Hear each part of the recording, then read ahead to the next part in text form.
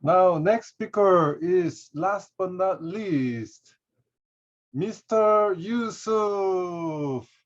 And his speech title is the effect of this pandemic.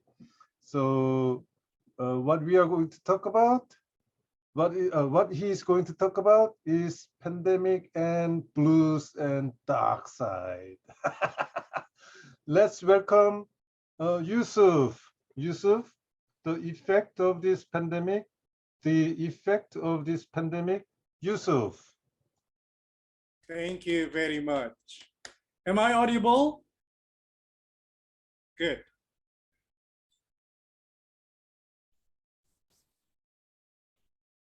Ladies and gentlemen, there is one thing that always happens. We cannot avoid it. What is that? Changes. Everything changes. In life, in nature, in everything, as well as in this pandemic era. Everything changes. Are we ready to accept that? Frankly speaking, I'm not ready. Let me share with you my experience about this change. Usually, before the pandemic, I'm a free man. I can go anywhere I like. I can do anything I want. I can go out of the house any moment I want. But during this pandemic, everybody else said, no, stay at home. My son said, remember your age and your disease. You got diabetic. Never mingle with people. Stay inside. Don't even step your feet outside of the house. I told myself, can I accept this change? My legs need to walk, but I can't, ladies and gentlemen. I had to stay at home, read and look at the picture, look at the Zoom, talking with you guys from far away. It's so disturbing. I cannot take it. And once I get out, I must wear the mask and get away from people. Wash your hand all the time. Take a bath. What a nuisance is it? I told myself, I cannot live like this anymore. I want to travel to Malaysia. I want to go to Korea. I can't. The flight ticket is so cheap at that time. But I just look at the ticket. Oh my God, I wish I could go. That is the effect of this pandemic to me. The second thing, it happens to my student.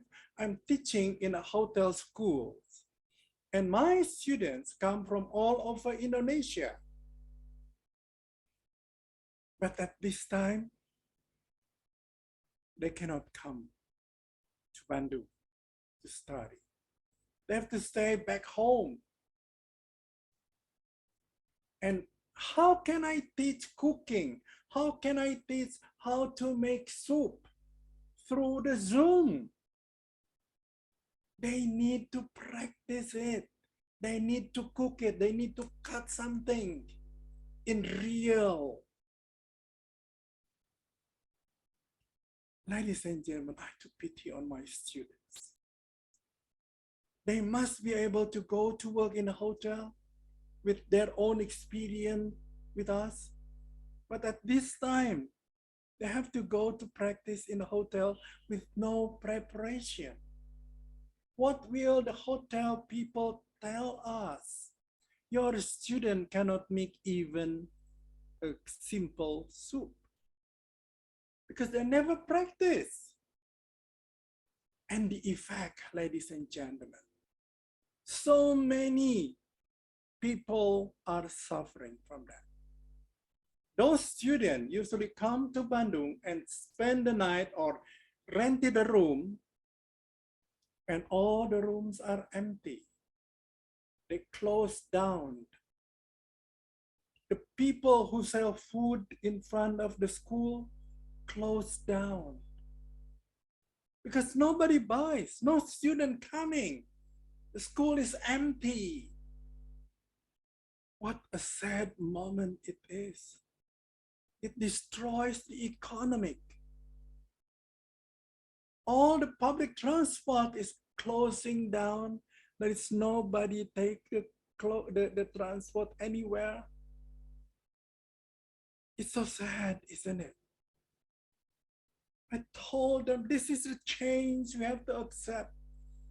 But can they accept it? They said, you can say it, but I have to eat. We have to survive. Where is the money? I cannot sell anything. I cannot sell the rooms. It's so sad, isn't it, ladies and gentlemen? The people are suffering so much. And even my grandson, 2 years, he didn't go to school. He didn't meet his friends.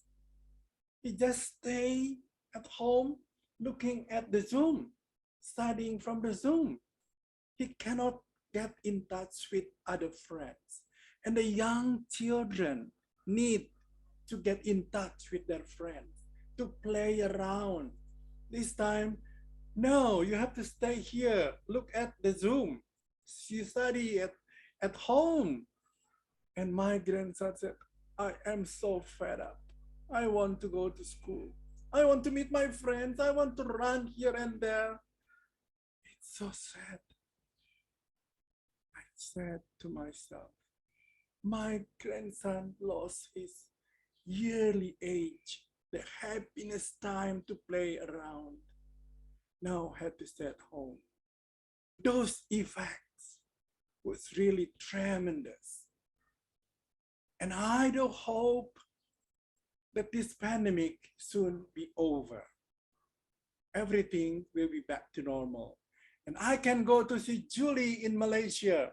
I can go to Korea. We can travel all together. Let's all hope this pandemic is over. Thank you very much. Back to you. Thank you, Pak Yusuf. Stop recording.